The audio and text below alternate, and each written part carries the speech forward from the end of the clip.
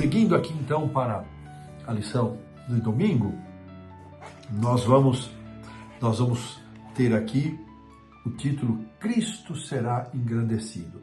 E os textos, os dois primeiros, são os versos 19 e 20. Eu vou pedir para a produção colocar, como cada dia está distribuído com 2 ou 3 versos, nós vamos cobrir todo o capítulo, toda essa segunda parte do capítulo 1. Então vamos ler juntos agora o 19 e 20. Porque estou certo de que isto mesmo, pela vossa súplica e pela provisão do Espírito de Jesus Cristo, me redundará em libertação, segundo a minha ardente expectativa e esperança de que em nada serei envergonhado. Antes, com toda ousadia, como sempre, também agora será Cristo engrandecido no meu corpo, quer pela vida, quer pela morte. Olha aqui, que texto interessante.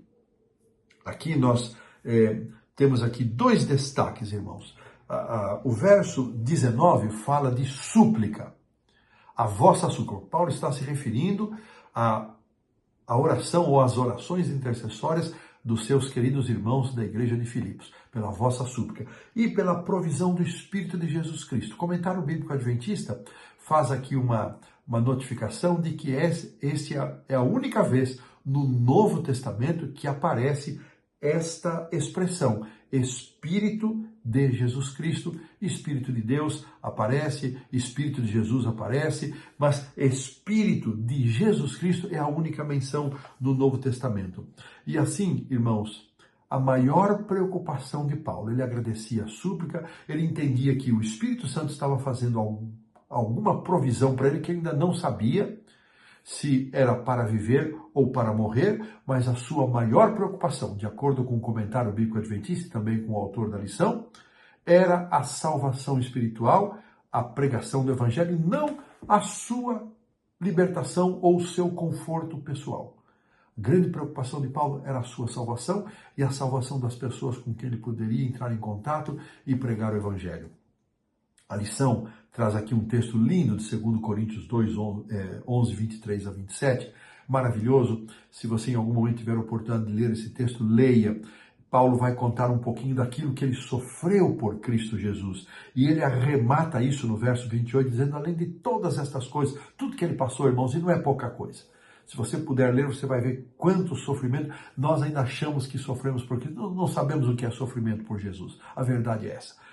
E ele diz, então, além de todas estas coisas exteriores, todo sofrimento ainda pesa sobre mim, diariamente a preocupação com todas as igrejas. Ou seja, para Paulo, tudo aquilo que ele passou, tudo que ele sofreu, tudo que ele enfrentou para pregar o evangelho, e não foi pouca coisa, não era a coisa mais importante. Para ele, mais importante era a saúde espiritual das igrejas que ele estabeleceu, era o vigor espiritual das pessoas para quem ele pregou o evangelho. Que exemplo maravilhoso do apóstolo São Paulo. E ele diz, olha, segundo a minha ardente expectativa e esperança, o mais importante, que ele vai dizer no verso 20, é não envergonhar a Cristo. Ele queria honrar a Jesus em qualquer circunstância, não importa. Para ele, o mais importante era que Jesus fosse engrandecido no seu corpo, na sua vida, seja vivendo ou seja morrendo. E ele vai argumentar um pouco mais a respeito disso. Para ele, o grande propósito da sua vida era engrandecer a Jesus. Irmãos, pensando neste exemplo de Paulo, nas circunstâncias que ele se encontra e nos propósitos que ele tem para a sua vida, trazendo para nós, será que o grande propósito da nossa vida é engrandecer a Jesus? Honrar a Cristo? Seja por meio de enfermidade ou de saúde, seja por meio de liberdade ou de restrições de liberdade, seja dentro da igreja, fora da igreja, seja no meu trabalho, na minha vizinhança, onde eu estudo. Será que este é o meu propósito? O propósito da minha vida é engrandecer a Jesus, honrar a Jesus. Que Deus permita que seja esse o grande propósito da nossa vida.